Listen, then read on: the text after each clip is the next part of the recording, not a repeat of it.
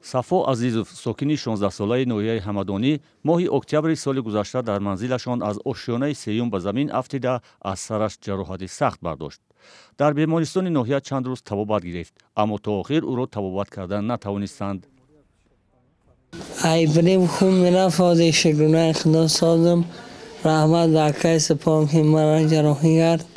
صبحیدین بهادروف جراح مغز و عصب در مرکز تشخیصی و طبابتی دسته دیل در بیمارستان شفابخش همراه با همکارانش بار نخست در تاجیکستان جراحی رگ‌های مغز سر را به طریق اندوسکوپی یعنی به بوریش انجام دادند.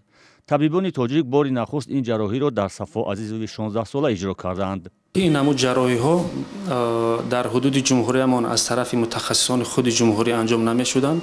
مریضان برای عمل های این نمود جراحی ها یا به خارج کشور میرفتند برای طبابت یا که از خارج کشور دکتران آمده در اینجا عملیات های نمود بیماری ها را میگذراندند.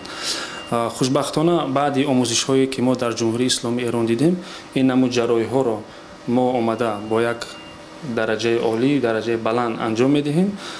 این نمود بیماری ها بعد گرفتن آسیب های کاسه‌خانه معاینه سر به وجود میان که بین رگ کلون معاینه سر هنگام داخل شدن به داخل کاسه‌خانه سر سوراخ شده به وینه های چشم و قسم روی رفته در نتیجه در بیمار نابینایی چشمان، ورمی چشم، سرخی چشم و اینچنین خونروی های شدید از دهان و بینی مشاهده می شود.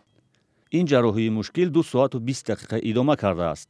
قادر عزیزوف پدری صفا عزیزوف میگوید قبل از جراحی وضع فرزندش خیلی بد بود. چون طبیبان انجام دادن این جراحی را در فرزندش پیشنهاد کردند راضی شد زیرا امکاناتی به خارج کشور رفتن نداشت. اگر طبیبات در تاجیکستان کسل ما را طبابت به گردن نمیگرفت مانند سبحان جان ما مجبور بودیم که از بانک شرکت قرض کنیم و به ایران یا هندوستان بریم کسل رو. قبلا برای انجام چنین جراحی طبیبان از قزاقستان بر عوض $10,000 در تاجیکستان اظهار آمادگی کردند. حالا این جراحی با تمام درمان و دیگر خرچ‌هایش کمی بیشتر از 30,000 سومانی معادل $3,000 اجرا شده است. انجام جراحی رگ‌های مغز سر از طریق اندوسکوپی در حالی است که در گذشته سطح پست تخصص پزشکان و معالجه‌های اشتباهی در تاجیکستان زیاد مورد انتقاد قرار می‌گرفت. طبیبان اشتباه‌ها را رد نمی‌کنند اما میگویند وضع به آن حد نیست که ساکنان میگویند. یک نگرانی دیگر این بود که طبیبان با تجربه ترک کشور می‌کنند.